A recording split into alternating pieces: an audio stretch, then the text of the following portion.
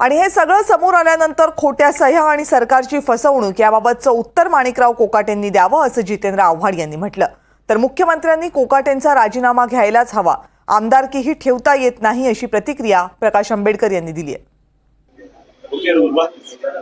आज दुपारी माणिकराव कोकाटे कृषी खात्याचे मंत्री आणि या सरकारच्या मंत्रिमंडळात सामील असले यांच्यावरती आरोप सिद्ध झाल्याचं कोर्टाने सांगितलं आणि फसवणुकीचे खोट्या सह्या करण्याचे असे विविध आरोपांखाली त्यांना 2 वर्षाची सजा सोपवली.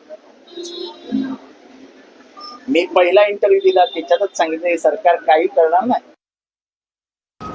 मंत्रिपदाचा त्यांनी राजीनामा दिला पाहिजे, मुख्यमंत्र्यांनी तो घेतला पाहिजे. कोर्टाने निर्णय दिल्यानंतर अपिलामध्ये सुटतील न सुटतील हे सांगता येत नाही. सगळ्यात महत्त्वाचा मुद्दा आहे की तो खालच्या कोर्टाचा निर्णय स्टे देऊन उपयोगात नाही, तर त्याला सस्पेंड केल्याशिवाय आमदारकी थांबत नाही.